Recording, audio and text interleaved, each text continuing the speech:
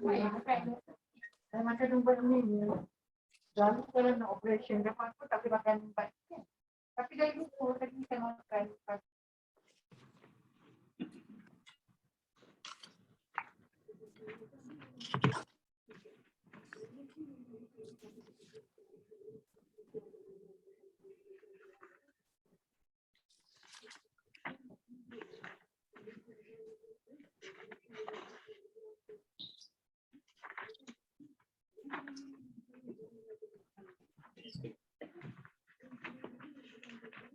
Kepada baca. Kita nak mulakan dengan doa dulu ke Ustazah? Okay. Ada orang nak baca lah. Ada Nona, Cik Nona dan Cik Timah Huai. A'udzubillah minasyaitonir rajim. Bismillahirrahmanirrahim. Alhamdulillah rabbil alamin. Wassalatu wassalamu ala asyrafil anbiya wal mursalin wa ala alihi wa sahbihi ajma'in. Allahumma iftah alaina ya Allah, Allahumma iftah alaina ya Allah, Allahumma iftah alaina hikmataka wa yassir alaina min khazain rahmatika ya arhamar rahimin. Allahumma zidna ilman warzuqna fahma برحمتك يا أرحم الراحمين. اللهم نور قلوبنا بنور هدايتك كما نورت الأرض بنور الشمس أبدا أبدا برحمتك يا أرحم الراحمين. وصلى الله على سيدنا محمد وعلى آله وصحبه أجمعين والحمد لله رب العالمين. Okay. Saya nak jelas sikit tentang ayat Al-Quran dalam muka surat 197 kan. Hari ini kita nak baca 198 kan? Kan? Ya betul. Nak jelas sikit tentang ayat Quran 197. Ayat surah Baqarah ayat 217. Yas'alunaka 'anil syahril haram. A'udzubillahi minasyaitonir rajim. Yas'alunaka 'anil syahril haram qitalin fi qul qitalun fihi kabirun wa saddun 'an sabilillah wa kufrun bih wal masjidil haram wa ikhraj ahlihi minhu akbar 'indallah wal fitnatu akbaru minal qatl. Sebab apa diturunkan ayat ini?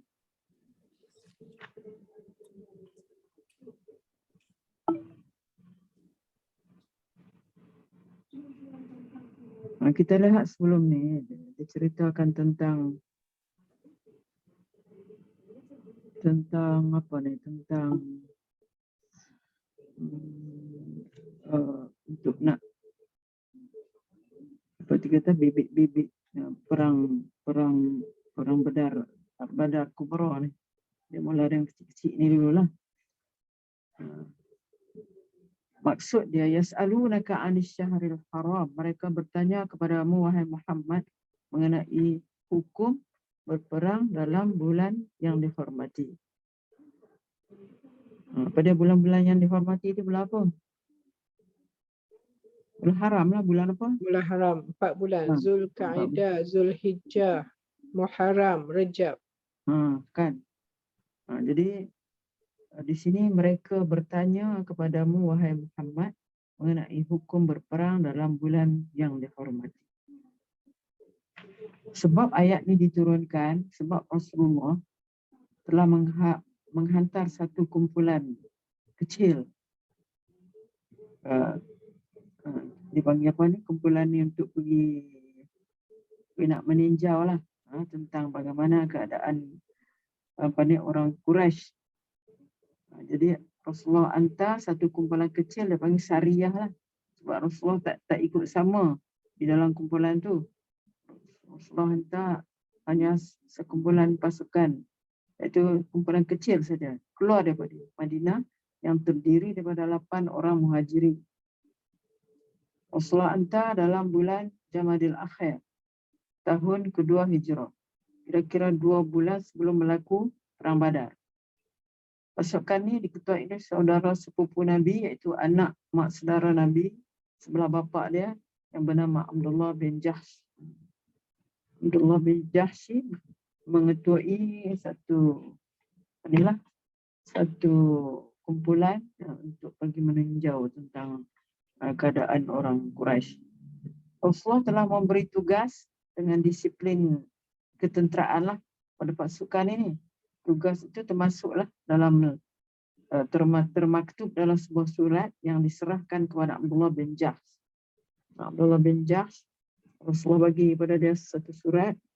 Dalam surat tu ada Rasulullah pesan. Sebelum tu Rasulullah pesan tentang surat yang diserahkan kepada Abdullah bin Jahsh tu, mana ada dipesan dalam tu. Rasulullah pesan apa? Rasulullah beri amaran. Berangkatlah atas nama Allah dan jangan engkau buka surat ini sehingga engkau telah sampai ke tempat sejauh perjalanan 2 hari. Setelah berhenti, bukalah surat ini. Bacakan kepada pasukan kamu, kemudian pergilah ke tempat yang diperintahkan dalam surat ini. Dan jangan engkau memaksa orang-orang, seorang pun untuk mengikut kamu. Jangan paksa. Kalau dalam surat kata pergi tempat tu, jangan paksa mereka. Orang kata siapa yang nak ikut, pergi. Siapa tak nak ikut, balik. Tentu je dalam surat tu. Itu yang dalam bahasa Arab dia, Bismillahirrahmanirrahim. Amma ba'du, fasir ala barakatillahi ta'ala bima ma'aka min ashabika hatta tanzila batna nakhlatin farsud biha airan li Quraisyin la'allaka ta'tina minha biqabar. Ini surat dia. Kandungan surat dia dengan nama Allah yang pengasih lagi penyayang. Adapun sesudah daripada itu, maka pergilah engkau dengan diberkati Allah Ta'ala beserta sahabat-sahabat engkau menuju ke di tempat dia. Batnu Nakhla untuk memerhati gerakan kafilah orang-orang Quraisy. Nah, mereka ini macam sedang melihatlah tentang gerakan kafilah perniagaan ni, kafilah Quraisy yang duk pergi balik antara Makkah dan Syam. Mudah-mudahan engkau dapat memberi kami maklumat penting. Dah sampai berhenti tu, bin Jahsh ni, Abdullah bin Jahsh ni pun dia buka surat tu. Dalam surat tu memerintah Rasulullah pergi ke satu tempat nama Batnu Nakhlah. Dan tengok di situ gerakan kafilah orang Quraisy. Mana kena tengok gerakan kafilah orang Quraisy. Setelah surat itu dibaca dan diterangkan ianya kepada sahabat-sahabatnya, Abdullah bin Jahsh mengatakan pula bahawa mereka tidak dipaksa melaksanakan perintah itu. Tadilah hanya siapa yang ingin mati syahid, ikutlah. Dan siapa enggan, pulanglah. Siapa tak mau ikut, baliklah. Maka ia pun tampil menuju ke Batnu Nakhlah. Dan semuanya pergi ke Batnu. Tak ada seorang pun yang kata tak nak ikut. Semuanya pergi. Semua 7 orang, 7 orang sahabat dia tu, campuran dia di 8 lah. Tidak seorang pun yang tarik jari. Apabila mereka sampai di tempat yang bernama Najran di kawasan Tanah Hijaz, tiba-tiba 2 orang dari mereka telah terpisah kerana tersesat jalan disebabkan mencari unta mereka yang terlepas lari, iaitu siapa dia? Sa'ad bin Abi Waqqas. Ini terkenal lah sahabat Nabi kan. Rupanya Sa'ad bin Abi Waqqas ni salah seorang yang termasuk dalam rombongan 8 orang tu. Kemudian satu lagi Utbah bin Ghazwan. Jadi tinggal 6 orang lagi lah meneruskan perjalanan mereka ke Batnu Nakhlah. Batnu Nakhlah di mana? Iaitu satu tempat antara Makkah dengan Taif. Di sanalah mereka bertemu dengan kafilah yang membawa buah-buahan, kismis, makanan-makanan dan harta perniagaan yang terdiri dari 4 orang. 4 orang ni lah. 4 orang daripada puak Quraisy ni. Siapa dia? Amr bin Al-Hadrami, Hakim bin Kisan, Utsman, dan Naufal. Utsman dan Naufal kedua ni anak Abdullah Al-Makhzumi.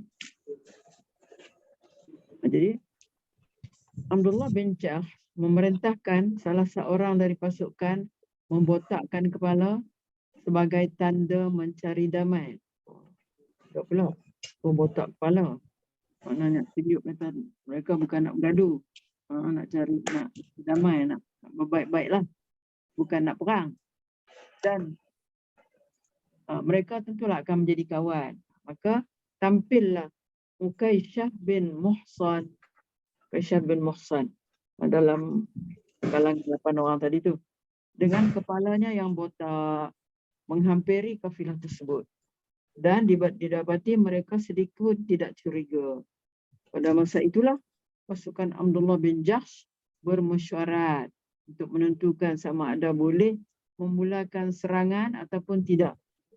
Mereka berpendapat bahawa hari itu adalah penghabisan dari bulan Jamadil Akhir.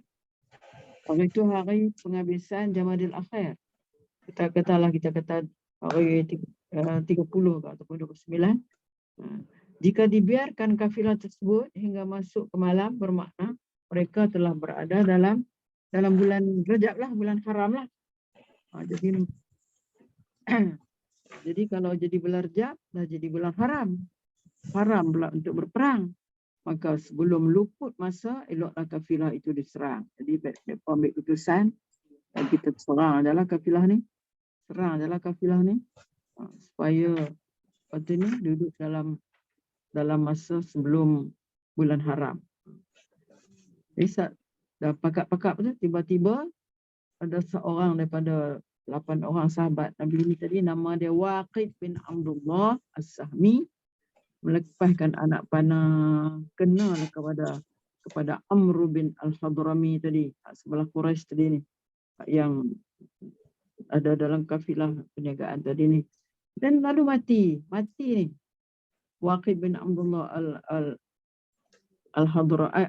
Amr bin Al-Hadrami. Waqid yang lepaskan anak panah tu.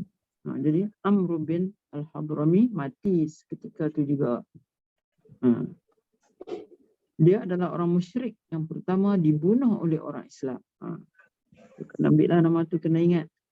Orang musyrik yang pertama dibunuh oleh orang-orang Islam pada zaman Islam. Orang musyrik pertama yang dibunuh oleh orang Islam pada zaman Islam. Kemudian kawan dia 2 orang lagi tu, Hakam dengan Utsman ditawan. Hakam dengan Utsman ditawan, tapi Naufal seorang lagi tu dapat melarikan diri, dia balik ke Mekah. Lalu kedua tawanan tersebut, serta harta-harta mereka yang ditawan dibawa ke Madinah, dan kedua-dua tawanan yang pertama pada zaman Islam. Maka dua-dua itulah mana tawanan pertama di dalam Islam, dalam masa Islam. Tadi yang orang musyrik yang pertama dibunuh dalam masa Islam. Ni Hakam dan Utsman ni, itulah kedua-duanya adalah tawanan yang pertama pada zaman Islam. Jadi akan hal kedua sahabat yang tersesat jalan dan terpisah. 2 sahabat tadi siapa dia? Apa ni? Naufal dengan siapa? Yang sesat jalan tadi siapa? Naufal tu yang lari. Naufal yang lari. Di Ni awal yang daripada kumpulan Islam. Kumpulan Islam ni. Apa nama tadi? Apa ni? Waqas. Sa'ad bin Waqqas. Sa'ad bin Waqqas. Utbah bin Ghazwan. Dengan Utbah. Utbah bin Ghazwan. Sa'ad bin Waqqas, Utbah bin Ghazwan. Rupanya dua-dua tu telah ditawan oleh orang Quraisy di Mekah. Mereka kena tawan. Jadi kita tengok adalah yang sebelah rombongan rombongan Abdullah bin Jahsh ni, 2 orang tu kena tawan oleh orang Quraisy. Yang mereka ni menawan 2 orang daripada Quraisy. Islam. Daripada pihak Islam kan? Ya. Daripada pihak Islam lah. Yang daripada pihak apa ni? Musyrik. Quraisy. Itu mereka tawan apa? Hakam dan Utsman. Hakam dan Utsman. Naufal dia lepas lari. Dia Lepas lari. Tak ada lah dia. Jadi apabila orang Quraisy Mekah tahu berlakunya pertempuran tersebut, jadi orang Quraisy pun membesar-besarkan peristiwa itu sambil menuduh. Dia kata Muhammad dah menghalalkan tumpahan darah dengan membunuh orang pada bulan haram, itu bulan Rajab, dan merampas harta kafilah penduduk Mekah dengan gaya mereka yang menghina-hina orang-orang Islam yang masih berada di Mekah. Berita tersebut telah sampai kepada Rasulullah yang kebetulan Abdullah bin Jahsh dan pasukan dia telah pun tiba di Madinah. Maka baginda berkata kepada mereka, aku tidak menyuruh kamu supaya berperang pada bulan haram. Rasulullah pun macam tak gembira lah sikit. Lalu kedua orang tawanan beserta harta rampasan itu pun ditahan. Sedikit pun baginda tidak mengambil, tak ambil lagi. Sebab tak tahu lagi. Mungkin Ina nak dengar apa keputusan, apa Allah nak wahyukan kepada Nabi ini. Sikap baginda ini menyebabkan sahabat-sahabat yang lain turut menyesali perbuatan pasukan tersebut. Pasukan yang Rasulullah hantar tu lah, yang 8 orang tu. Dan setengahnya ada yang mengasari mereka.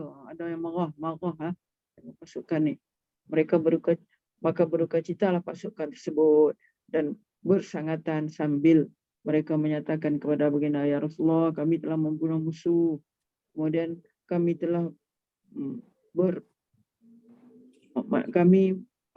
telah berada pada waktu petang. Maknanya di petang tu nak habis dah bulan tu. Nak habis dah bulan tu. Kami takut habis bulan tu. Kalau kami tunggu esok, maka jadilah kami ni berperang dalam bulan haram. Maksudnya begitulah. Kemudian kami pada waktu petang, kelihatanlah oleh kami anak bulan. Tiba-tiba nampak anak bulan.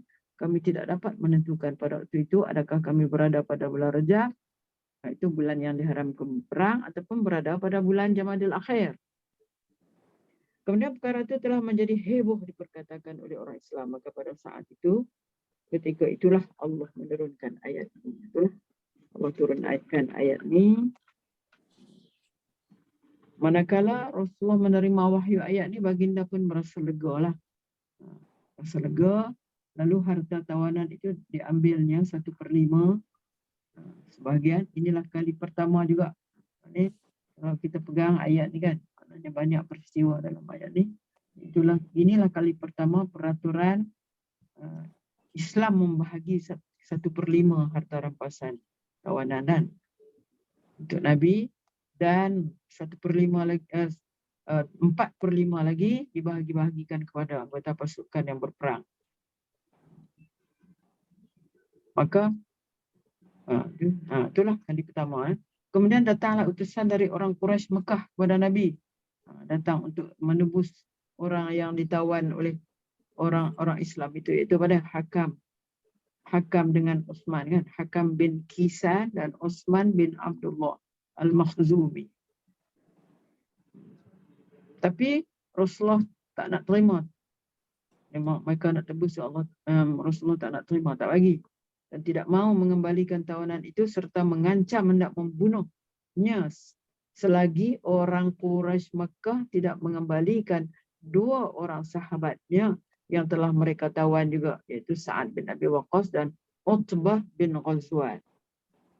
Bagi balik Sa'ad bin Abi Waqqas, Utbah bin Ghazwan, okay, kami bagi balik orang Quraisy kepada kamu, kawan kamu tu. Akhirnya Quraisy itu pun bersetuju mengembalikan kedua-dua sahabat Nabi itu, dan Nabi membebaskan pula 2 orang Quraisy yang menjadi tawanan. Tapi Hakam dan Kisan yang telah dibebaskan itu, kemudiannya Hakam bin Kisan yang telah dibebaskan, kemudian dia masuk Islam. Hakam ni seorang dia masuk Islam dan berjuang pula bersama-sama Nabi di dalam beberapa medan perang. Yang akhir sekali dia mati syahid dalam pertempuran Bi'r Ma'unah. Kemudian Utsman bin Abdullah ni dia tak masuk Islam. Dia balik ke Mekah dan dia mati di sana dalam keadaan kafir lah. Jadi itulah dia mana daripada ayat ni tadi kita faham bahawa Allah nak menjawab tentang apa ni, macam mana peperangan Fitnah tu kan dia kata. temporan yang berlaku tu. Jadi Allah kata di sini, mereka bertanya kepadamu wahai Muhammad mengenai hukum berperang dalam bulan yang dihormati. Katakanlah peperangan dalam bulan itu adalah berdosa besar. Mana tak betul juga. Mana peperangan dalam bulan itu memang tak betul. Tak boleh. Dosa besar. Tapi, tengok. Itu kita kata dosa besar ni maka akan ditanggunglah oleh orang yang sebelah yang Nabi lantik supaya pergi itu. Tapi perbuatan menghalang orang-orang Islam, ini perbuatan orang musyrikin Quraisy. Mana yang lebih besar? Tapi perbuatan menghalang orang Islam dari jalan Allah, perbuatan kufur kepada Allah, itu semua orang Quraisy yang buat. Dan juga perbuatan menyekat orang-orang Islam ke Masjidil Haram di Mekah, mengusir penduduknya dari situ. Mereka sanggup juga mengusir Rasulullah. Adalah lebih besar lagi dosanya di sisi Allah. Yang itu yang lebih besar. Memang perang tu dosa besar, tapi yang mereka buat ni, iaitu orang Quraisy buat ni, lagi lebih besar. Itulah penjelasan yang Allah bagi kepada Nabi. Dan Nabi rasa lega lah tu. Rasa lega lah maknanya. Okey lah.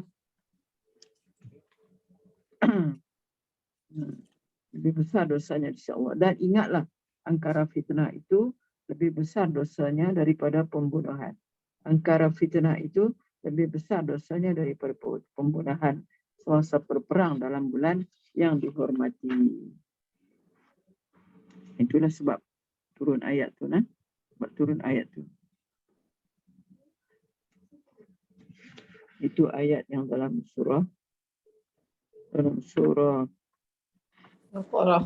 ayat 217. Okey.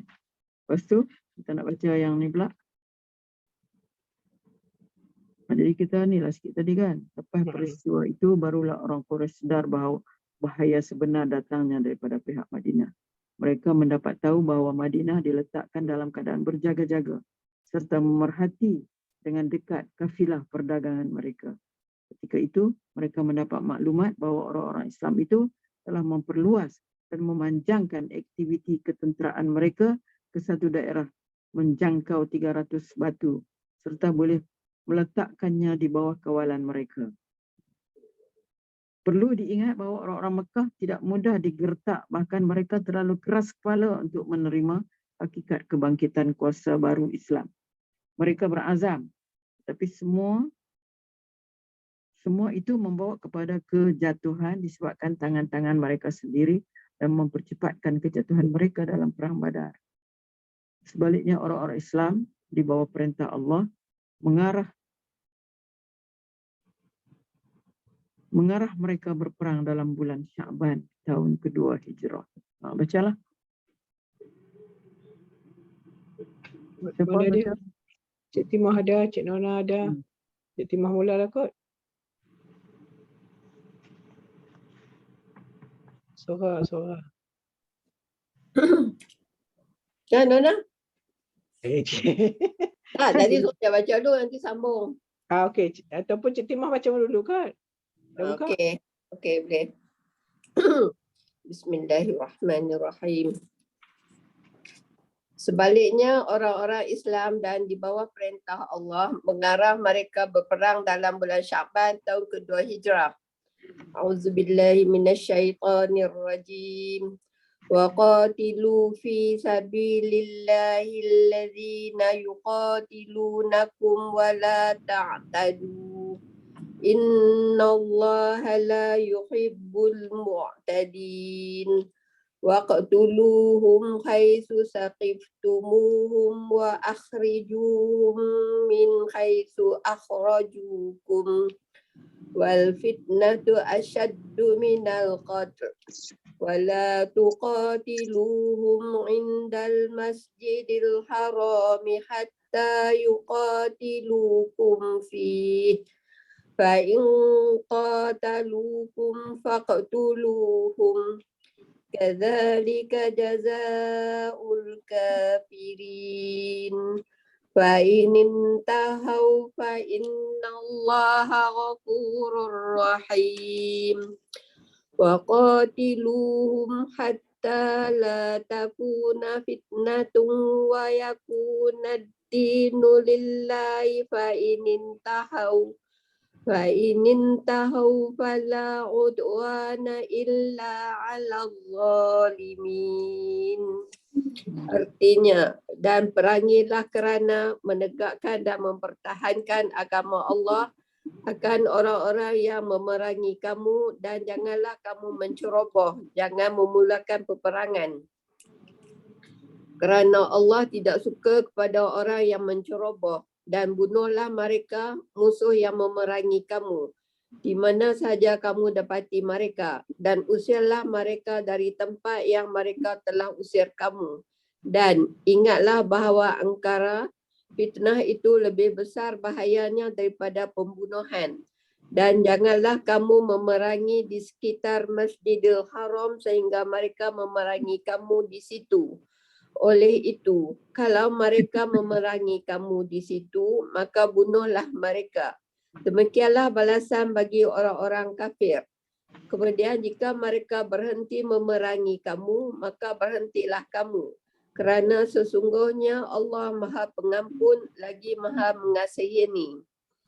Dan perangilah sehingga tidak ada lagi fitnah, dan sehingga agama itu semata-mata kerana Allah. Kemudian jika mereka berhenti, maka tidaklah ada permusuhan lagi melainkan terhadap orang-orang yang zalim.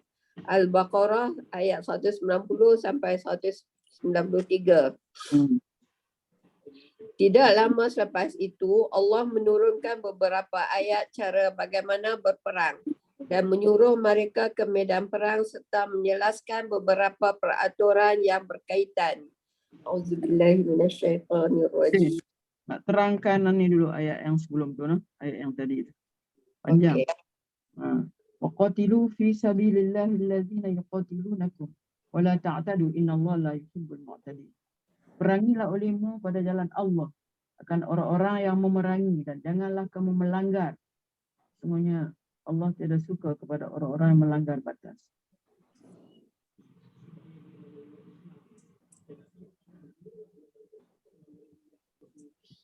Rasulullah pada tahun ke-6 Hijrah.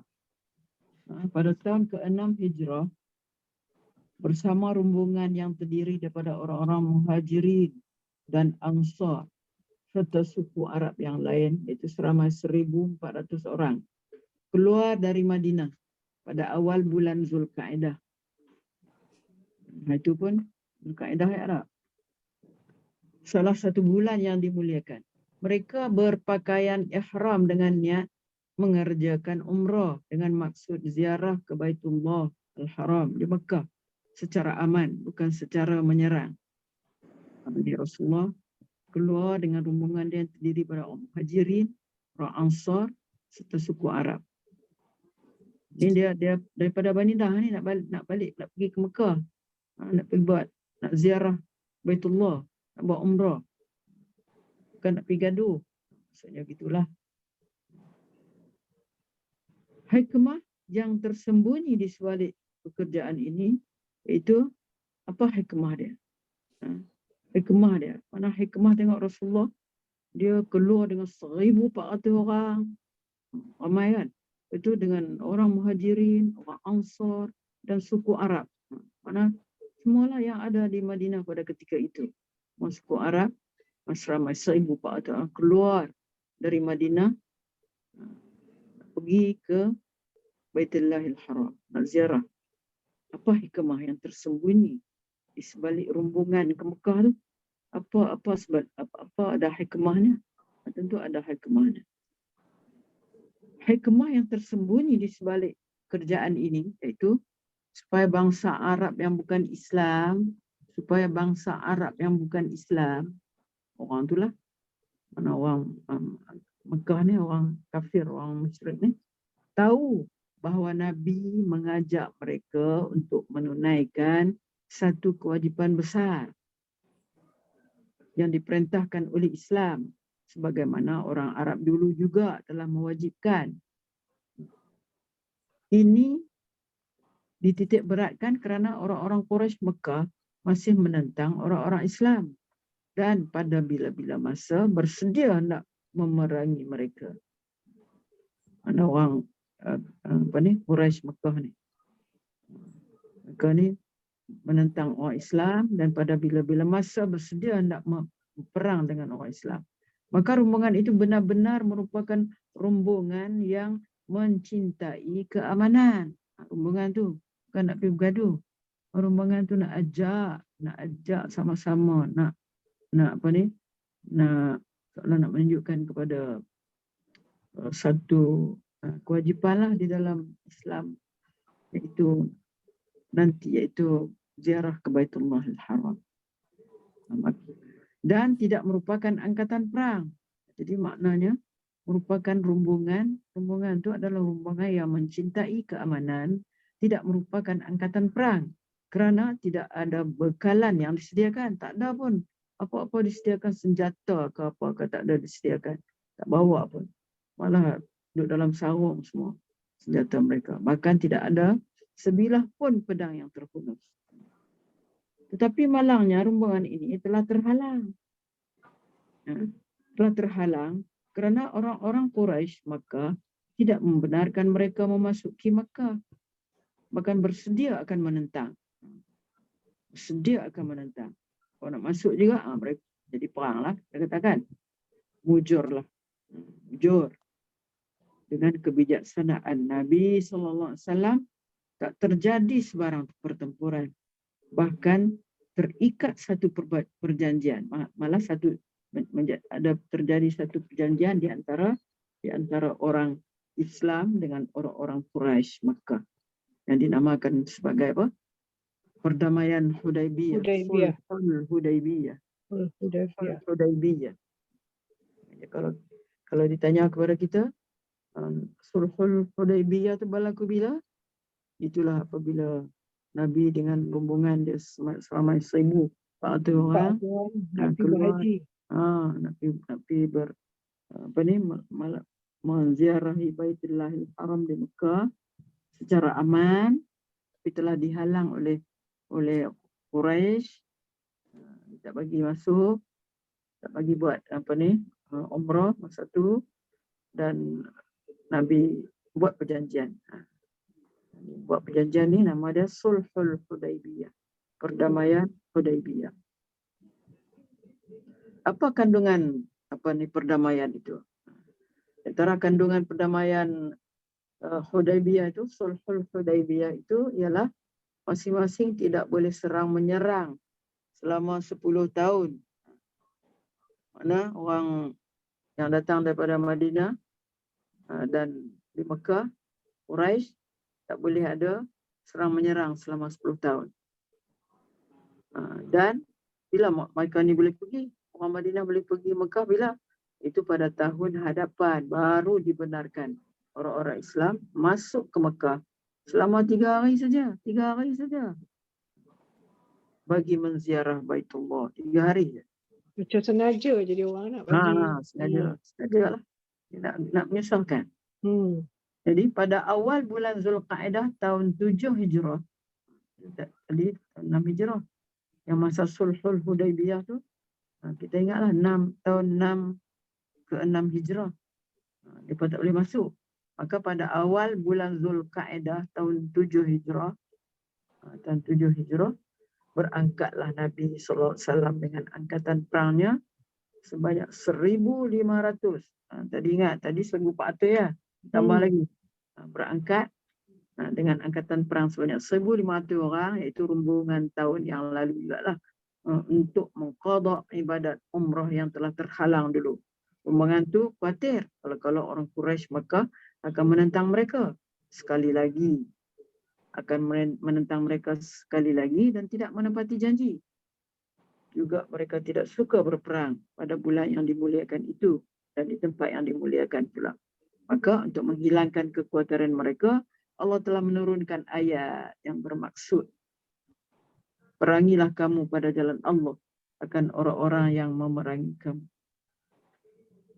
Ayat itu dalam surah apa? Qatilu fi sabilillahi alladhina yuqatilunakum. Inilah ayat ni lah. Waqatilu fi sabilillahi alladhina yuqatilunakum wa la ta'tadu. Innallaha la yuhibbul mu'tadin. Ni Baqarah juga. Al-Baqarah Malah 40. perangilah, Baqarah. perangilah, qatilu, perangilah olehmu pada jalan Allah fi sabilillah. Qatilu fi sabilillah. Perangilah kamu pada jalan Allah akan orang-orang yang memerangi kamu. Alladzina yuqatilunakum wa la ta'tadu. Innallaha la yuhibbul mu'tadin. Jadi turun ayat itu. Maksud berperang pada apa maksud? Berperang pada jalan Allah. Qatilu fi sabilillah. Perangilah kamu pada jalan Allah. Apa maksud? Apa maksud berperang pada jalan Allah kat situ? Dia ada 3 perkara. Maksud berperang pada jalan Allah dalam ayat ni ialah apa? Berperang semata-mata kerana nak meninggikan agama Allah. Berperang semata-mata kerana meninggikan agama Allah. Itu pertama. Kedua, orang yang diperangi itu ialah musuh-musuh yang sedia memerangi orang Islam. Yang kata qatilu fi sabilillah. Orang orang yang diperangi itu ialah musuh-musuh yang sedia memerangi orang Islam. Kedua. Ketiga, Allah melarang untuk mendahului atau melanggar. Jangan dahului. Jangan dahului perang. Kita ni jangan dahului berperang. So, kita tunggu je lah. Tunggu. Tunggu. Kalau orang suruh kita mau kita ni. Maksud dia. Itu makna maksud Walaupun berperang pada Kita jalan bertahan Allah. lah. jangan serang sebelum orang tu serang. Dia kena ada 3 ni lah. Bagus. Allah melarang mendahului. Kemudian diriwayatkan katanya dari Buraidah bermaksud bahasanya Rasulullah SAW manakala melantik ketua angkatan perang yang diutusnya pergi berperang, diberinya wasiat supaya takutkan Allah. Rasulullah beri wasiat dulu supaya takutkan Allah, suatu pesanan yang khas untuknya dan pesanan secara am. Maksudnya khas. Ada pesanan khas, ada pesanan am. Pesanan khas, wasiat supaya takutkan Allah. Dan pesanan secara am pula untuk yang lain, supaya berbaik-baik dalam tugas. Mana menjalankan tugas dengan baiklah. Baik-baik dalam tugasnya. Kemudian baginda berkata, berperanglah kamu atas nama Allah dan di dalam jalan Allah. Perangilah sesiapa yang kufur kepada Allah. Perang ni perang orang yang kufur kepada Allah. Seranglah mereka. Jangan khianat. Jangan melampau batas. Jangan mengerat-ngerat musuh yang sudah mati. Musuh dah mati dah, pergi kerat-kerat pula, potong-potong. Jangan.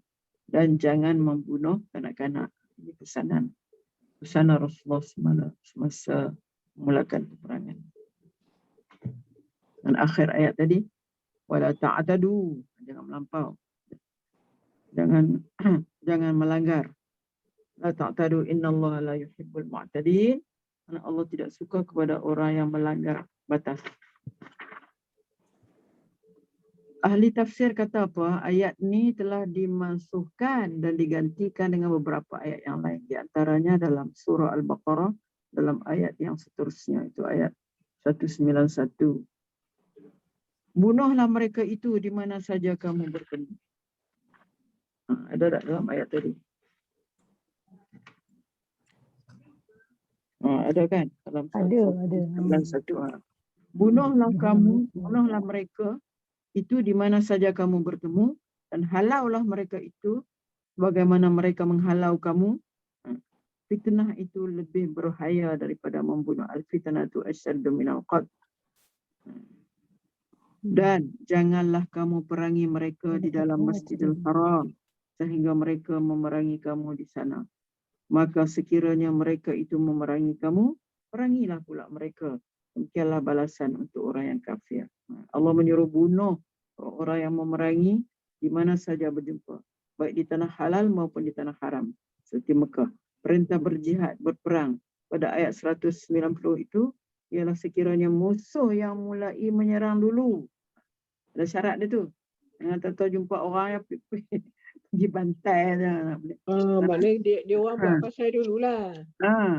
Dia buat pasal boleh lah kita buat. Mestinya. Perintah jihad ni pada ayat 190 ni dia kata iaitulah sekiranya musuh yang memulai menyerang dulu.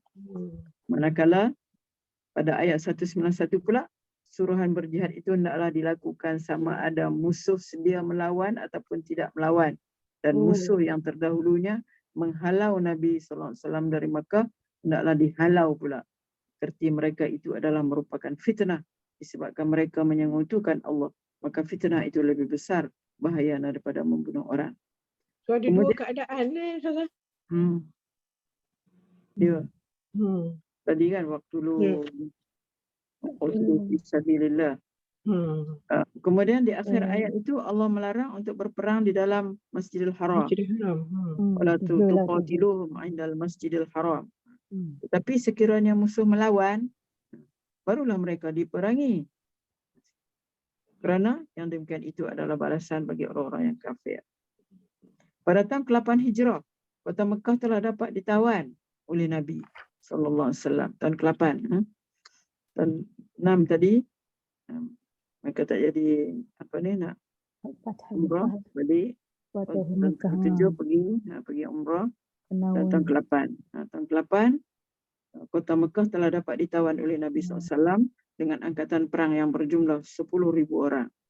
Kota Mekah dapat dimasuki oleh tentera Islam pada 20 Ramadan yang semuanya sedang berpuasa. Tiada darah yang tertumpah dan tiada siapa pun yang dihalau. Bahkan dengan adanya sifat Nabi yang halim, sifat Nabi yang kasih sayang tu, yang lembut tu, semua penduduk Makkah mendapat keampunan. Tak ada kata nak balas dendam ke apa, tak ada. Dulu Itu kan 8 Hijrah lah, 8 Hijrah. 8 Hijrah. Bukaan kota Mekah.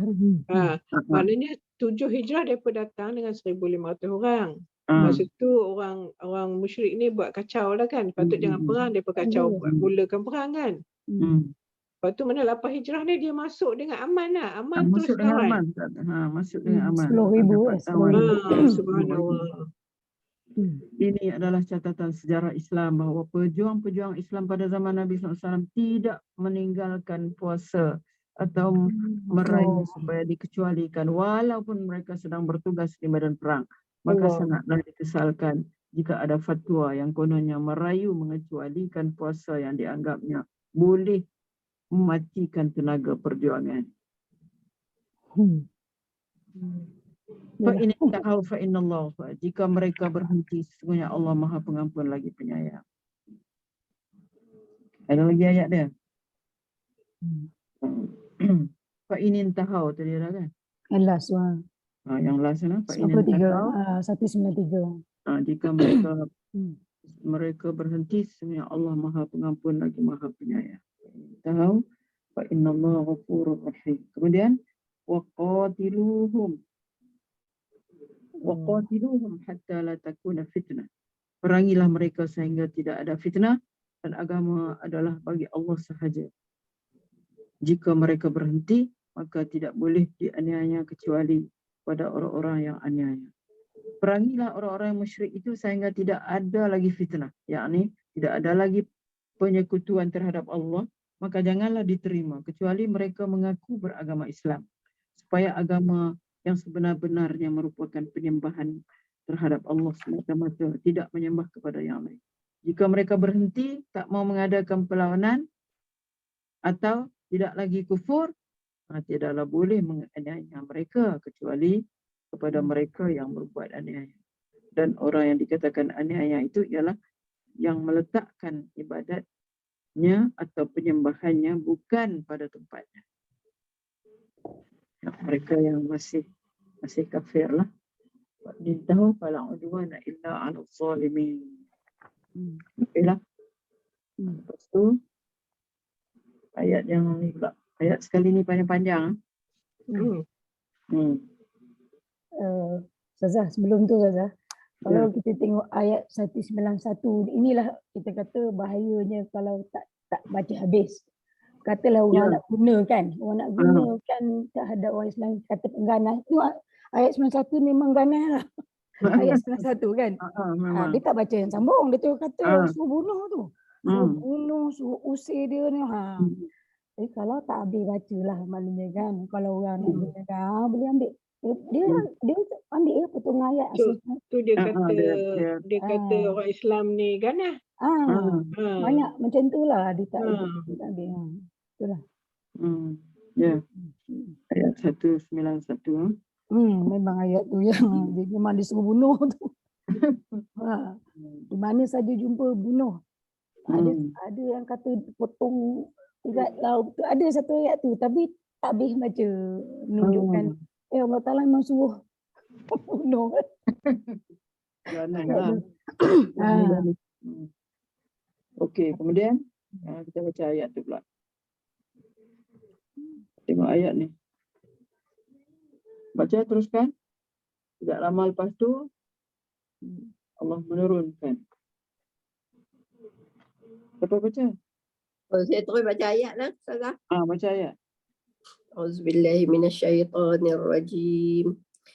فإذا لقيتم الذين كفروا فضرب الرقاب حتى إذا أثخنتموهم فشدوا الوثاق فإما منا بعد وإما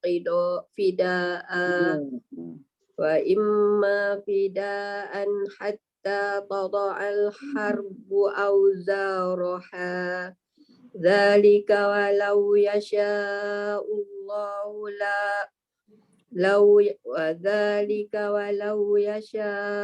الله لانتصر منهم ولكن ليبلو بعضكم ببعض والذين قتلوا في سبيل الله فلن يضل أعمالهم سيهديهم ويصلح بالهم ويدخلهم الجنة عرفها لهم يا أيها الذين آمنوا إن تنصروا الله ينصركم ويثبت أقدامكم. Ingat, dengan yang demikian, apabila kamu berjuang menentang orang-orang kafir dalam peperangan jihad, maka pancunglah lehernya sehingga apabila kamu dapat membunuh mereka dengan banyaknya serta mengalahkannya, maka tawallah mana-mana yang hidup dan ikatlah mereka dengan kukuh.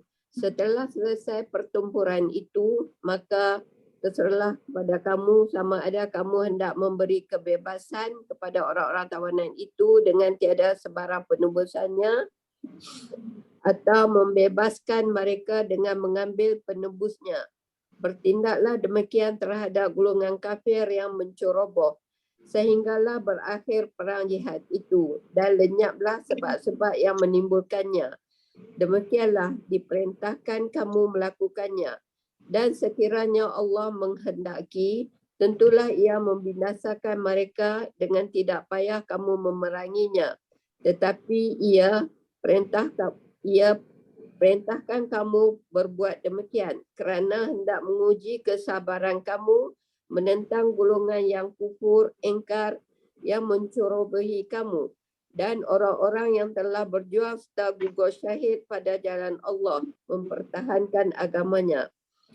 Maka Allah tidak sekali-kali akan mensia-siakan amal-amal mereka. Allah akan memimpin mereka yang berjuang ke jalan mendapat sebaik-baik balasan dan menjadikan keadaan mereka dan berguna di dunia dan akhirat serta memasukkan mereka ke dalam syurga yang telah dijanjikan dan diterangkan sifat-sifatnya kepada mereka.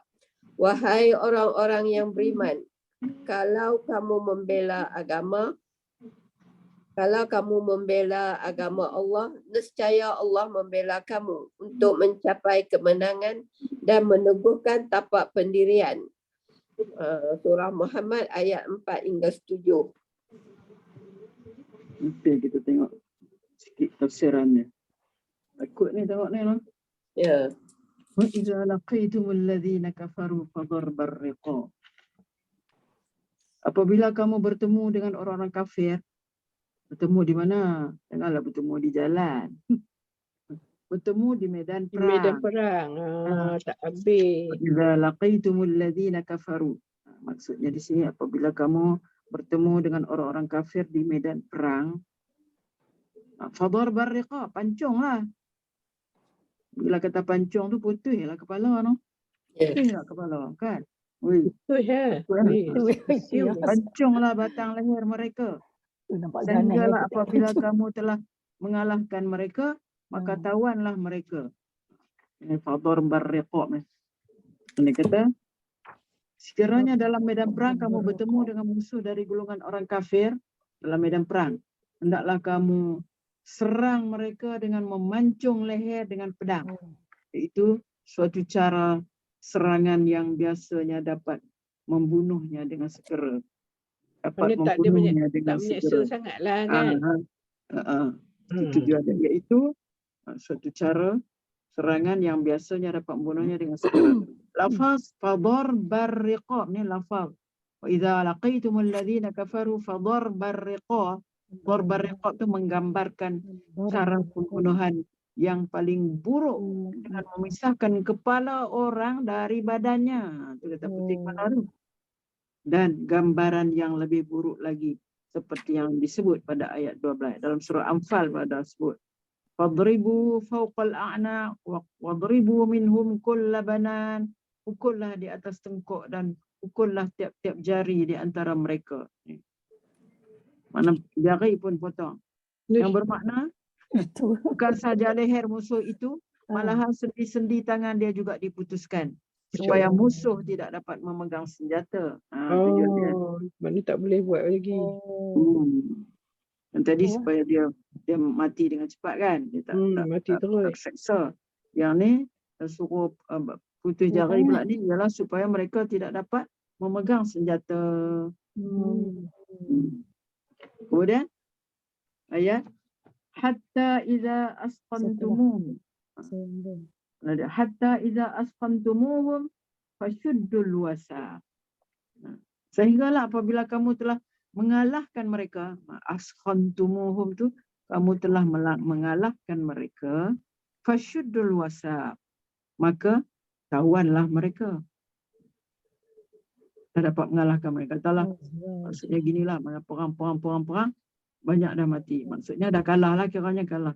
Kita mana seolahnya jangan teruskan untuk bunuh lagi. Memang benar kan, memang dah benar dah. Maka lepas itu tawan lah. Jadi tawanan lah, tawanan perang. Tak payah bunuh dah lah. Apabila musuh sudah dapat kamu tewaskan kerana kebanyakan mereka telah dapat kamu bunuh dan banyak pula yang menderita luka-luka sehingga mereka itu kalah perangan lantaran tak berupaya lagi mengadakan pertentangan, maka tawanlah mereka. Tawan mereka, hentikan tindakan membunuh terhadap mereka. Tak bunuh dah. Tawan je. Tawan mereka.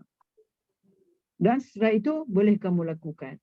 Sama ada membebaskan atau menerima ganti tebusan. Fa imma mannam ba'du wa imma fida'ah. Lepas tu imma sama ada kamu boleh lakukan, sama ada apa? Membebaskan mannam ba'du, membebaskan mereka, atau menerima fida'ah, menerima gantian tebusan. Ini setelah kamu tawan musuh dalam medan perang, kamu diberi pilihan antara dua perkara. Satu, sama ada kamu hendak memberinya pengampunan, kemudian kamu bebaskan tawanan tersebut sehingga menjadi merdeka tanpa menuntut bayaran harta, ataupun kamu ambil dari mereka wang tebusan, ganti memerdekakan dirinya. Hal ini boleh dilakukan dengan syarat. Dengan syarat apa? Telah kamu musnahkan sama sekali kekuatan musuh berikutan dengan banyak bilangan mereka yang terbunuh dan yang menderita luka-luka. sampai perang, hatta tada'al harbu awzara, sampai perang tu dihentikan. Sehingga perang telah tamat antara kaum muslimin dengan musuh yang menyerahkan seluruh alat senjata mereka kepada dan berakhir dengan kemenangan di pihak muslimin dan kekalahan di pihak musyrikin. Seterusnya tidak ada berlaku peperangan lagi. Okey. Ayat tersebut mewajibkan kaum muslimin memerangi musuh dari golongan yang kafir disebabkan mereka menghalang-halangi manusia yang mengikuti agama Allah.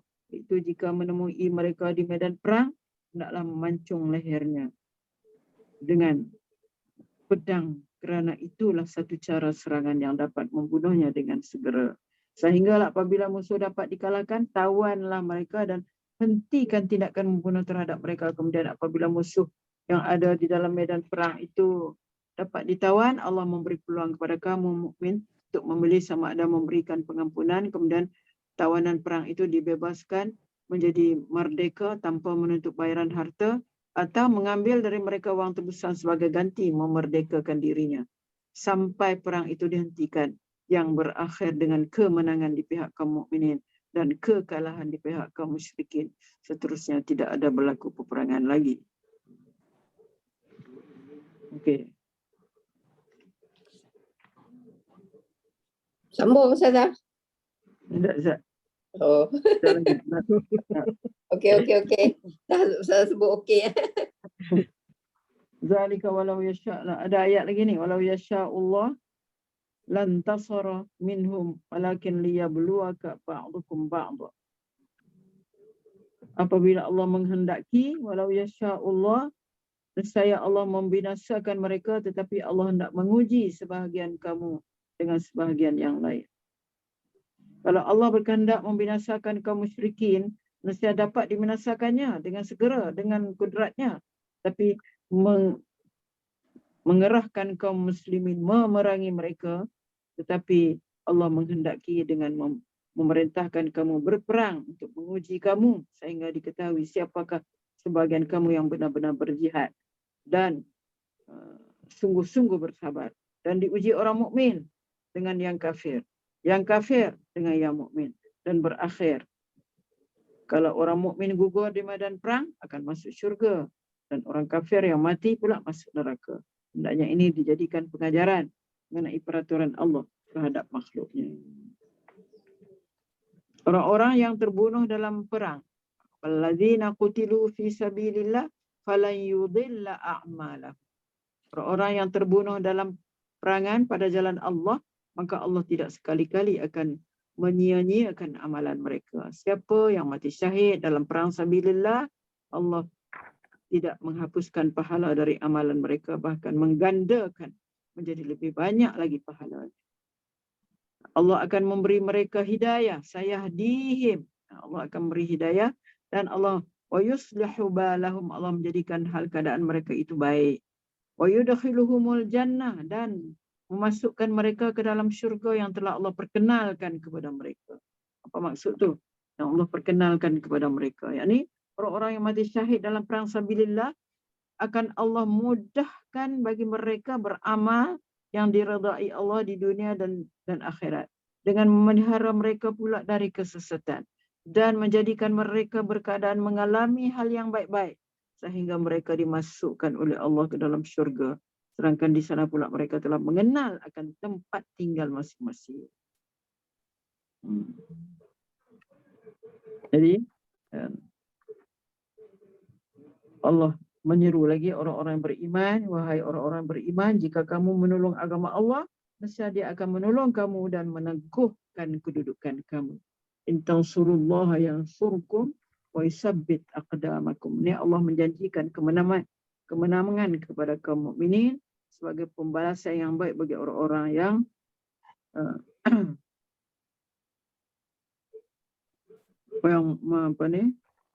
usaha dengan mengalahkan musuh-musuh mereka. Jika mereka menolong agama Allah dan Rasulnya, dan juga Allah akan meneguhkan pendirian mereka di dalam menjalankan kewajipan-kewajipan agama Islam.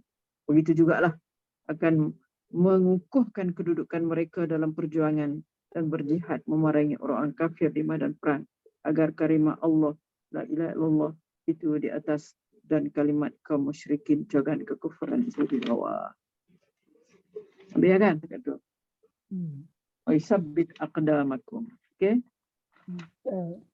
Ustazah, Ya. dalam ayat tu dia tak ceritakan yang Nabi paksa tawanan ni masuk Islam ni. Macam dia tidak. dapat tawanan, maknanya dia dilepaskan atau bayar tebusan, tapi dia tak ceritalah. Tapi mungkin ada kot Ustazah, dakwah bila orang yang tawanan tu suruh masuk Islam. Macam mana tu? Dalam tak diterangkan. Ada. Ha. Ada dia akan sebut juga dalam ayat yang selepasnya macam mana cara nak melayani kan tawanan. Tebusan. Ada.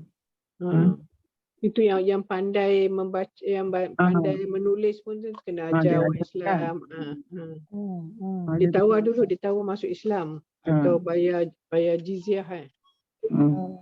Maknanya tawanan tu memang dia dakwahkan jugalah untuk dakwahkan. Mungkin dengan role model jugalah, maknanya dia tengok peribadi Rasulullah, dia sendiri tertarik. Dia tertarik. Itu satulah. Secara kasar. Dia tak buat secara kasar. La ikraha fid din. Paksaan. Dia dapat paksaan. Oh yalah, itu ada ayat seterusnya kan. Tidak ada paksaan dalam tu. Tapi kalau tengok cara perang ni, maknanya kat orang-orang musyrik ni ataupun kalau dia kata awak dia surrender, dia tak mati kan. Dia tengok baik aku serah diri je kan. Pasal dia orang ni jenis dia takkan bunuh kalau dia dah menyerah kalah kan. Kalau cara ni lah. Kalau orang Islam lah, kalau orang dia orang kita kalau tak percaya. Kita tengok cara-cara orang putih perang ni. Kan. Habis semua orang tu surrender, dia putih ke habis semua Dia macam bunuh. ni dia beza di situlah. Maknanya kalau Dia kanak-kanak pun dia bunuh, tak macam yang Palestin tu kan. Kanak-kanak perempuan, itulah tu bezanya lah peperangan jihad dan Islam ni lain lah.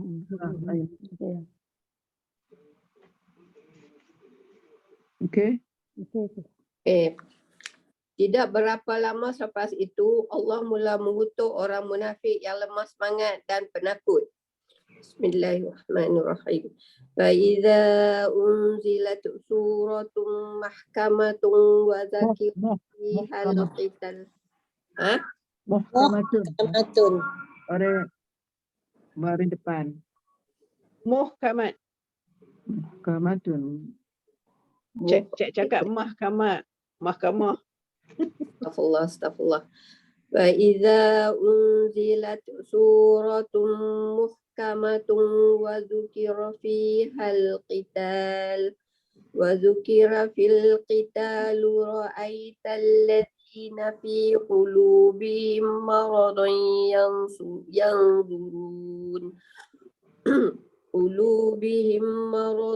ينظرون إليك نظر المغشي عليه من الموت. Artinya, maka apabila diturunkan satu surah dari Al-Quran yang tegas keterangannya dan tersebut padanya hukum-hukum yang mewajibkan perang jihad, menentang pencorobahan musuh, sudah tentu engkau akan melihat orang-orang yang ada penyakit kufur dalam hatinya memandang kepada kamu dengan terbeliak mata kerana gerun dan takut menghadapi maut. Surah Muhammad ayat 20. Ayat ni kan, ayat ni sebenarnya ada ayat sebelum dia. Wa yaqulul ladzina amanu laula unzilat suratun. Fa iza unzilat suratun, dia ambil tengah-tengah dia. Sebelum tu ada ayat wa yaqulul ladzina amanu laula nuzilat suratun. Wa yaqulul ladzina amanu laula nuzilat suratun. Dan orang-orang beriman itu berkata, wa yaqulul ladzina amanu, dan orang yang beriman itu berkata, mengapa tidak diturunkan satu surah? Laula nuzilat suratun, mengapa tidak diturunkan satu surah yang jelas maksudnya? dan disebutkan di dalamnya perintah perang. Engkau lihat orang-orang yang mempunyai penyakit dalam hatinya memandang kepada engkau seperti pandangan orang yang pingsan kerana takutkan mati, maka kecelakaanlah bagi mereka. Jadi dikatakan ayat ni Allah ceritakan tentang keadaan orang beriman yang benar-benar ikhlas. Ni orang beriman yang benar-benar ikhlas, yang sangat merindukan turunnya wahyu Tuhan. So dia kata, laula nuzilat suratun, kenapa tak ada diturunkan satu ayat yang jelas, memerintahkan tentang jihad atau berperang melawan orang kafir. Jadi mereka ni kata apa? Nak kena orang mukmin yang benar-benar akhlak sangat merindukan turunnya wahyu Tuhan, apalagi mengenai turunnya ayat yang memerintahkan berjihad atau berperang melawan orang kafir untuk mendapatkan pahala yang besar. Itulah sebabnya mereka mengharap-harapkan dengan berkata, apa? Mengapa tidak diturunkan satu surah? Laula unzilat suratun. Mengapa tidak diturunkan satu surah yakni yang memerintahkan mereka berperang? Itu apabila diturunkan satu surah yang jelas maksudnya, muhkamah tadi tu, muhkamah yang jelas maksudnya, iaitu yang tidak akan dibatalkan hukumnya sama sekali, yang merupakan perintah berperang, maka mereka akan gembira menyambutnya. Ini orang beriman. Orang beriman, gembiralah menyambut. Dia alasan je kan. Sebaliknya pula, surah yang muhkamah itu merupakan kandungan yang ada dalam Quran dirasakan paling berat oleh orang munafik. Tapi bagi orang munafik, dia rasa beratlah. Sebabnya apa? Ialah kerana orang munafik itu mempunyai penyakit jiwa, marad. Merupakan keraguan. Apa dia penyakit jiwa dia? Ragu dan pura-pura dalam hati. Itu penyakit orang munafik. Dia ragu-ragu dan dia berpura-pura dalam hatinya, akan terbelalaklah mata mereka tu. Nazaral maghsyi alaihi minal maut. Akan terbelalaklah mata mereka untuk menemui dan melihat engkau ya Muhammad yang menjadi musuh mereka kerana takutnya bagaikan orang yang pingsan oleh kedatangan maut. Maka celakalah bagi mereka. Jadi fa'aula lahum tu dalam ayat akhir tu, fa'aula lahum, maka celakalah bagi mereka, yakni Allah menyumpah orang-orang munafik itu, biarlah mereka mati ditimpa kecelakaan. Hal itu lebih baik daripada mereka ni hidup tanpa mentaati Allah. Itulah ayat dia. Fa'aula lahum, dia ada ayat sambung lagi ayat tu, fa'aula lahum. Lebih eloklah mereka itu mati daripada hidup tanpa beriman, tanpa mentaati Allah. Okey, dah habis ya? Sambung baca. Sambung. Situasi yang mendesak merupakan faktor terpenting menggesa orang-orang Islam keluar berperang. Sesiapa juga yang menjadi pemimpin akan mengerah bala tenteranya bersiap sedia dalam keadaan darurat ini. Sementara Allah yang Maha Mengetahui memerhati secara terperinci akan segala urusan peperangan. Pertempuran kecil dengan orang-orang kafir memberi tamparan hebat kepada orang Quraisy serta mengakibatkan keresahan di kalangan mereka. Terdapat ayat-ayat Al-Quran menyuruh orang-orang Islam berjuang di jalan Allah yang berakhir dengan kemenangan di pihak Islam dan berjaya mengusir orang-orang kafir dari Mekah. Ayat-ayat itu juga menerangkan peraturan yang berkaitan dengan layanan terhadap orang tawanan dan memusnahkan bala tentera kafir sehingga perang berakhir. Hal ini merupakan kunci kejayaan orang-orang Islam bagi mencapai matlamat mulia mereka. Satu lagi peristiwa besar berlaku dalam bulan yang sama, iaitu bulan Sya'ban tahun kedua Hijrah bersamaan Februari 624 Masihi, ialah perintah Allah supaya mengubah kiblat dari Baitul Maqdis ke Masjid ke Masjid Suci Mekah. Ada dua kelebihan bagi umat Islam. Pertama, ia membawa semacam saringan sosial untuk mendedahkan sifat kemunafikan orang Yahudi dan mereka yang lemah semangat justru dapat membersihkan masyarakat Islam daripada anasir perpecahan di kalangan mereka. Kedua, menghadapi ke arah kiblat baru iaitu Masjid Suci di Mekah ialah peranan baru yang akan dipikul oleh orang-orang Islam dan ia hanya bermula selepas kiblat dipindahkan ke Masjid Suci Mekah kerana tidak logik kiblat mereka diletakkan di bawah ihsan orang bukan Islam. Justru peranan orang-orang Islam berdasarkan suruhan Allah dan kunci yang ditunjukkannya itu akan menambah lagi keizinan mereka untuk berjuang di jalan Allah dan menentang musuh-musuhnya di medan perang dengan penuh komitmen. Okey. Masuk perang Badar ni. Perang Badar. Mana Nona? Ya. Sambung. Ustazah, kalau Ustazah. boleh jelaskan tu Ustazah yang tukar kiblat tu kan, dia kata saringan sosial tu maksudnya macam mana, tak berapa jelas lah situ. Pertama dia kata, kedua takkanlah kita nak menghadap ke Baitul Maqdis kan. Yang pertama tu dia kata ada dua kelebihan. Pertama dia kata membawa semacam saringan sosial. Ini saya tak berapa faham. Ini tu maksud dia tu. Sebab Ada apa dua. ni, Baitul Maqdis ni adalah kiblat orang Yahudi lah kan.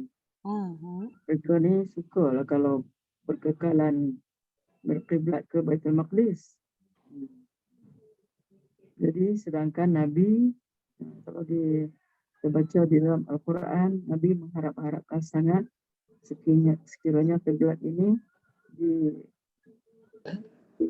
dibawa ke Masjidil Haram kan, kiblat tu. Saringan sosial maksudnya itulah kok mana Yahudi ni memanglah mereka ni memanglah munafik lah kan mereka ni. Sebab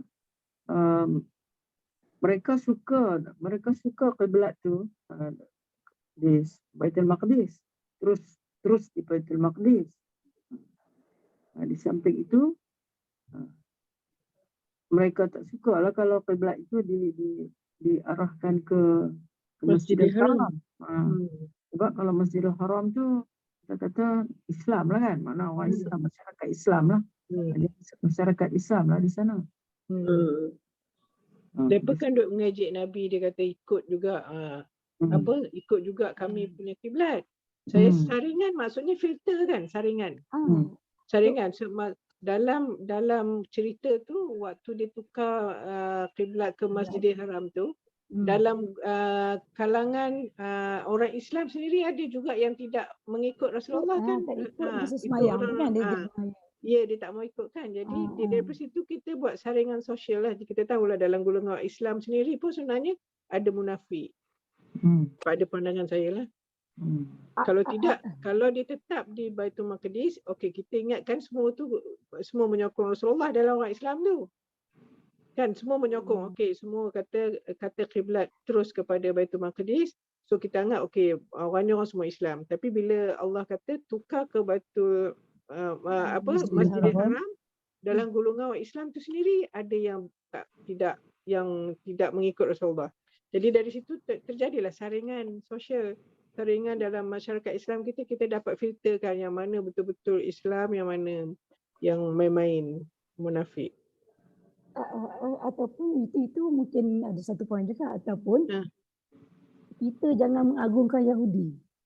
Betul. Pasal kita Yahudi tu memang tahu dia munafik. Pertama kita kata Baitul Maqdis kita dah tolak, yang tu. Yang kedua saringan sosial, maknanya kita jangan anggap Yahudi tu satu bangsa agung yang kita pergi mengagungkan mereka lah. Mungkin itu saingan mungkin satu jugalah. Memanglah kalau terus kita kita menghadap ke Baitul Maqdis ni memanglah Yahudi lagi orang kata naik tocang lah kan. Mana Naik tocang, betul. Naik tocang. Kalau duduk naik tocang dah. Dia Pasal anggap dia ni dia kita kata bangsa yang paling baik, paling apa semua dah. Allah, bangsa Sampai yang Allah sekarang pun dia sayang. ingat dia chosen, bangsa dia panggil paling baik. dia panggil the chosen one lah, the chosen, the chosen yang one. terpilih. Yang tu kita mungkin yang tu lah kita tak nak agungkan dia. Mereka ingat mereka mendapat kelebihan tu sampai seterusnya. Padahal kelebihan yang Allah bagi tu pada zaman tu je, zaman dia tu, tapi dia terbawa-bawa. Itu pun dia Sampai abaikan. sekarang, dia katakan dia lah umat yang dilebihkan oleh Allah, diberi istimewaan oleh Allah kan. Sampai sekarang itu sebab sampai orang pun dia boleh orang pun dia boleh bunuh senang-senang kan. Boleh hina. Saya tengok Ustazah, kita bandingkan dengan dipanggil perang saudara Amerika American kan, hitam dengan Pak Hitam kan, Pak Hitam dengan Mak Saleh. Dia Mak Saleh dia kata dia ada chosen one, macam ni lah, dia ada chosen one. Dia kata Pak Hitam tu bangsa yang hamba dan memang tak boleh. Itu yang dibuat sekali-kali dia main pukul, main bunuh. Ikut suka dia kan. Ikut suka dia. Tak ada perkemanusiaan, tak ada lah. So saya rasa similar thing lah. Dia kata dia umat yang terpilih, orang putih. Hitam ni hamba memang tak boleh dia buat baik langsung lah. Okey. Kita baca sikit lah. Kita nak tahu sebab sikit. Sebab berlakunya perang Badar. Okey, insya-Allah Nuna sambung ya. Bab 27, Perang Badar, perang penonton pertama dalam sejarah Islam. 1. Sebab-sebab berlakunya Perang Badar. Kita telah pun berbicara mengenai Al-Ushairah, iaitu sebuah kafilah kepunyaan orang Quraisy terlepas dari bertembung dengan Nabi SAW dan orangnya, yang sudah pasti boleh mencetuskan perang. Mereka dalam perjalanan pulang dari Syam dan menghampiri utusan Nabi SAW. Talhah bin Ubaidullah dan Sa'ad bin Zaid yang dihantar ke arah utara untuk meninjau sebarang gerakan kafilah di sekitarnya. Kedua peninjau itu berada di Al-Hawra untuk beberapa hari sehinggalah mereka bertemu Abu Sufyan, ketua kafilah yang sedang melewati mereka. Kedua-dua mereka bergegas pulang ke Madinah dan melaporkan kepada Nabi SAW mengenai perjumpaan mereka itu. Kafilah itu yang sedang bergerak tidak jauh dari Madinah itu membawa 50,000 wang emas dinar yang dikawal oleh 40 orang sedang bergerak.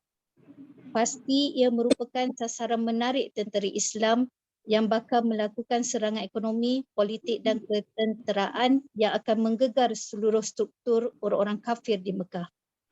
Nabi SAW segera menggesa orang-orang Islam mengejar dan menahan kafilah itu untuk mendapat semula harta kekayaan mereka yang dirampas orang kafir ketika di Mekah dahulu.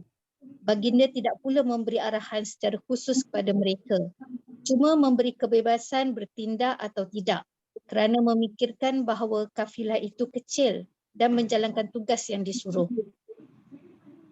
Tentera Islam yang seramai 300 ke 317 orang, 82 hingga 86 Muhajirin, 61 daripada Aus dan 170 daripada Khazraj. Mereka tidaklah begitu lengkap bersenjata, juga tidak begitu bersedia. Mereka cuma mempunyai 2 ekor kuda, kepunyaan Al-Zubair bin Al-Awwam dan Al-Miqdad bin Al-Aswad Al-Kindi. 70 unta untuk ditunggangi 2 atau 3 orang secara bergilir-gilir. Rasulullah SAW sendiri, Ali dan Murthid bin Abi Murthid Al-Ghanawi mempunyai seekor unta. Sementara urusan pentadbiran Madinah diamanahkan pada Ibnu Al-Maktum, tetapi kemudiannya kepada Abu Hubabab bin Abdul Mundir.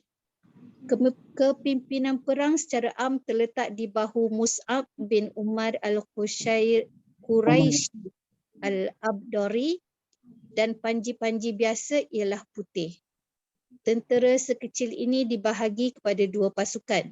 Muhajirin diketuai Ali bin Abi Talib dan Ansar ialah Sa'ad bin Mu'ad, masing-masing dengan panji-panji. Al-Zubair bin Al-Awwam dilantik mengepalai pasukan di sebelah kanan. Al-Miqdad bin Am di sebelah kiri. Dan di belakangnya diletak di bawah Qais bin Abi Sa'sa'ah.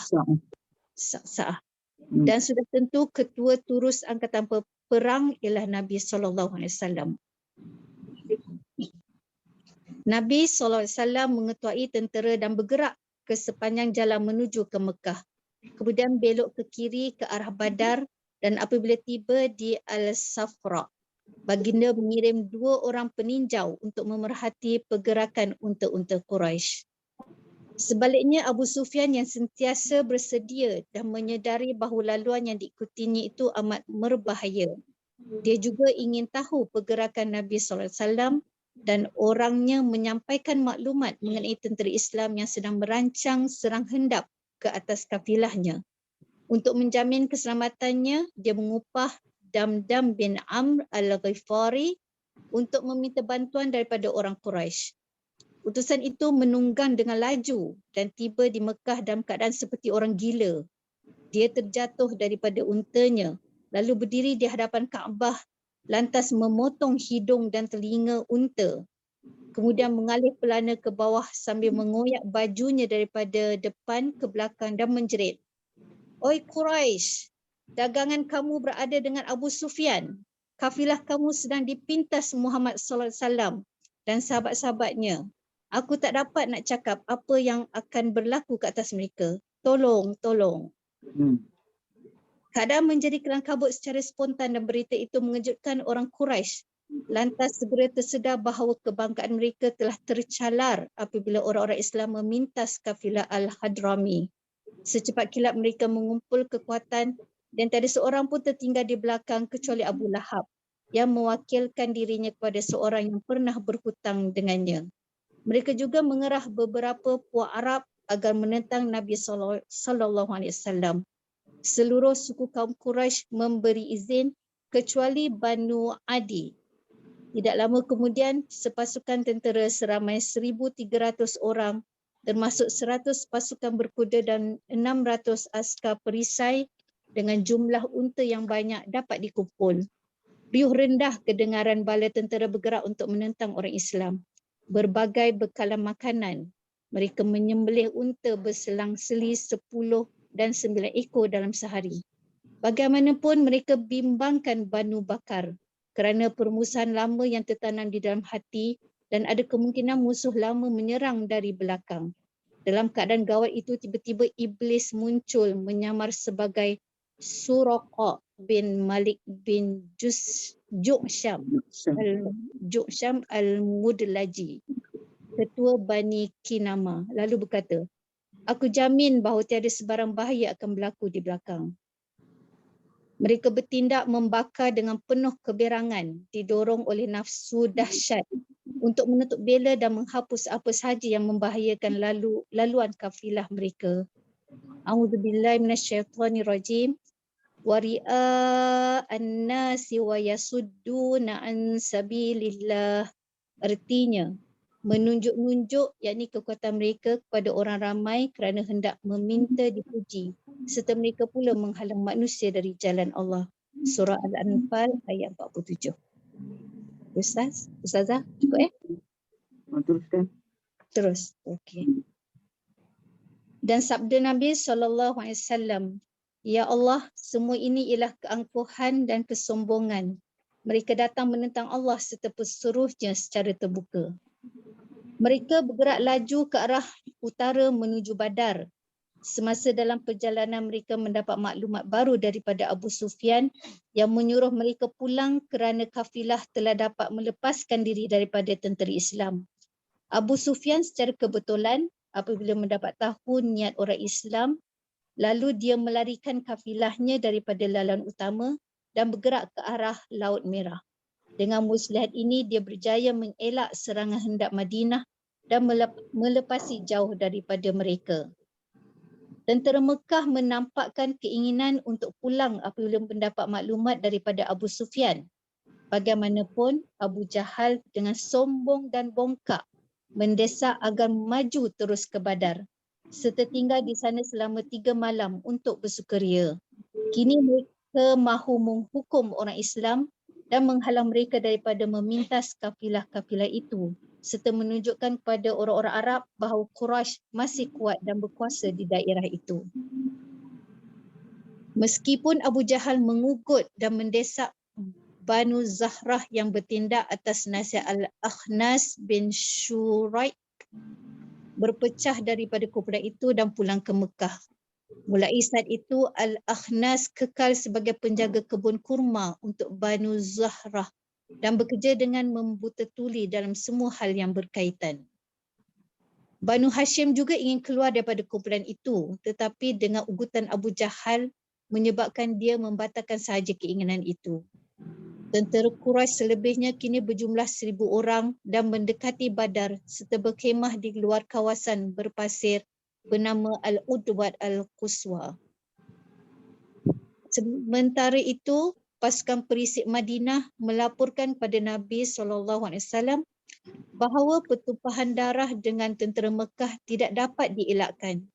Justru langkah berani harus diambil apabila melihat keadaan demikian, atau tentera kafir akan mengambil kesempatan dan pada akhirnya mereka boleh menggagalkan perjuangan mulia Islam serta menindas orang-orang yang beriman. Orang-orang Islam bimbang sekiranya orang-orang kafir Mekah bergerak serta memulakan tindakan perang di tengah-tengah markas orang Islam. Pergerakan itu sudah pasti akan membinasakan mereka serta memberi kesan buruk ke atas kehormatan dan kemuliaan Islam. Melihat kepada perkembangan terbaru yang gawat itu, Nabi SAW memanggil satu mesyuarat tergempar untuk mengkaji situasi yang sedang berlaku dan bertukar-tukar pandangan dengan para pemimpin tentera. Dalam keadaan ini, setengah orang Islam bimbang dengan pertempuran dahsyat bakal menimpa dan keberanian mereka mula goyah. Sehubungan dengan ini turunlah ayat berikut. A'udzubillahi minasyaitonirrajim. Kama ukhrajaka rabbuka min Kama akhrajaka rabbuka min baitika bil haqqi wa inna fariqam minal mu'minina lakarihun yujahidunaka fil haqqi ba'dama tabayyana ka'annama yusaquna ilal mauti wa hum yanzurun. Artinya, sebagaimana harta rampasan perang ditentukan pembahagiannya dengan kebenaran, maka Tuhanmu, wahai Muhammad, mengeluarkanmu dari rumahmu untuk pergi berperang dengan kebenaran juga. Sedang sebahagian dari orang-orang beriman itu sebenarnya tidak suka turut berjuang. Mereka membantah kamu tentang kebenaran berjihad setelah nyata pada mereka kemenangan yang engkau janjikan. Seolah-olah mereka dihalau kepada kematian sedang mereka melihat sebab-sebabnya. Ayat Al-Anfal, surah Al-Anfal ayat 5 hingga 6. Bacalah lagi terus. Okey. Nabi SAW memaklumkan kepada orang-orangnya situasi serius itu serta meminta pandangan mereka. Abu Bakar orang pertama bercakap dan berjanji mematuhi perintah Nabi SAW dengan tidak berbelah bahagi. Diikuti Umar sambil berdiri dan menyatakan sokongan kepada pandangan sahabatnya itu. Kemudian bangun Al-Miqdad bin Amr dan berkata, "Wahai pesuruh Allah, ayo maju seperti yang diperintah Allah ke atasmu. Kami semua bersama Tuan hamba. Kami tidak akan berkata seperti kaum Israel berkata kepada Musa alaihissalam. Pergilah kamu dan Tuhan kamu untuk berlawan dan kami akan tinggal di sini. Tetapi kami akan berkata, pergilah dan Tuhan kamu untuk berlawan dan kami akan berlawan bersama kamu. Dengan izin Allah, sekiranya Tuhan hamba membawa kami ke Baq al-Ghimad, kami tetap berjuang dengan sepenuh hati menentang mereka sehingga mencapai kejayaan. Lalu baginda berterima kasih dan berdoa untuk mereka. Ketiga-tiga ketua yang bercakap itu datangnya di kalangan muhajirin, iaitu sebahagian kecil tentera. Nabi SAW mahu mendengar pandangan di kalangan Ansar kerana mereka merupakan majoriti tentera dan dijangka memikul tugas perang paling besar. Tambahan pula, syarat-syarat perjanjian Al-Aqabah tidak mewajibkan mereka berperang di luar kawasan mereka. Lalu Nabi SAW bersabda, "Wahai orang-orangku, tolong nasihatkan aku." Kata-kata itu ditujukan kepada golongan Ansar. Mendengar kata-kata itu, bangun Sa'ad bin Mu'ad dan berkata, "Demi Allah, aku percaya Tuan hamba mahukan kami bercakap." Nabi SAW berterus terang bersabda, "Oh ya." Maka berkata Sa'ad, "Wahai Nabi Allah, kami yakin dengan Tuan hamba dan kami menjadi saksi apa yang Tuan hamba janjikan pada kami. Dan kami berikrar tanpa berbelah bahagi bahawa apa yang Tuan hamba bawa ialah kebenaran. Kami berjanji bahawa sesungguhnya kami taat dan sanggup berkorban untukmu. Kami akan turut perintah Tuan hamba dan demi Allah bahawa Tuan hamba yang dikirim dengan segala kebenaran. Sekiranya menyuruh kami terjun ke lautan sekalipun kami bersedia melakukan. Bahkan tidak seorang pun di antara kami akan tinggal di belakang. Kami tidak akan menyesal menentang musuh. Kami berpengalaman dalam peperangan dan kami berharap Allah akan menunjukkan pada Tuan hamba melalui tangan kami akan keberanian yang dapat dilihat dengan mata kepala Tuan hamba. Ayuh, bimbinglah kami ke medan perang dalam kalimah Allah." Nabi SAW terharu dengan sumpah setia semangat berkorban yang ditunjukkan oleh para sahabat di saat genting itu.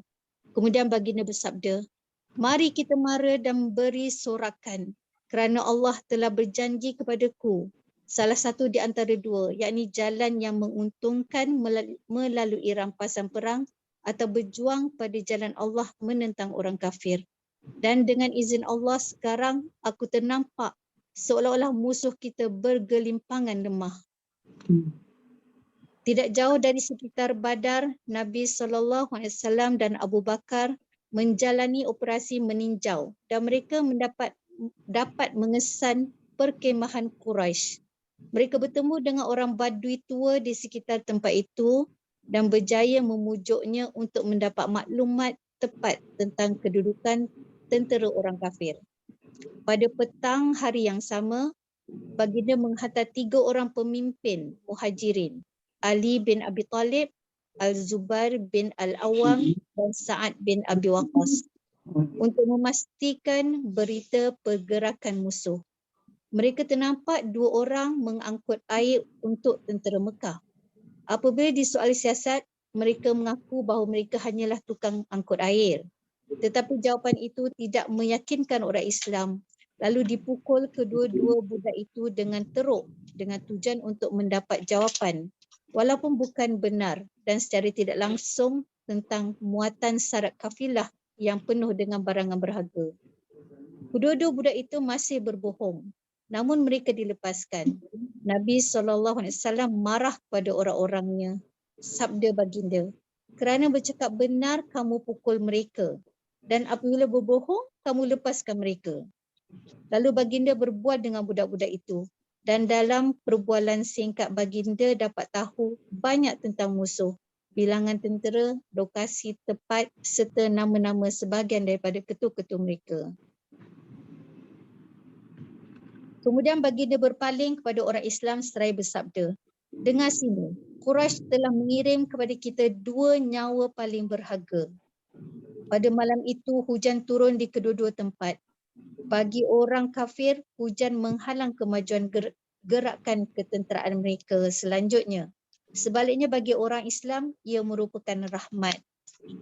Ia mencuci dan membuang segala kotoran syaitan daripada mereka. Allah menurunkan hujan untuk mengukuh jiwa mereka dan menguatkan kaki mereka untuk perjuangan akan datang. Mereka bergerak ke hadapan sedikit dan berkemah di teping lembah. Muhammad SAW berhenti di wadi terdekat bernama Badar Al-Hubab bin Munzir bertanya kepada baginda, adakah Allah memberi wahyu untuk memilih tempat ini atau ia merupakan strategi perang hasil daripada rundingan?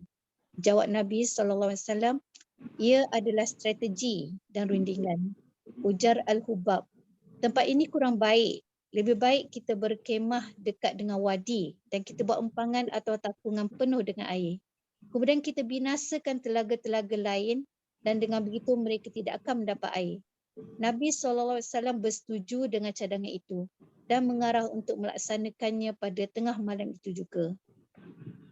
Sa'ad bin Mu'ad mencadangkan membuat sebuah junjung atau pondok untuk Nabi SAW menjalankan tugas sebagai markas tentera Islam, juga sebagai tempat perlindungan yang sesuai bagi seorang pemimpin.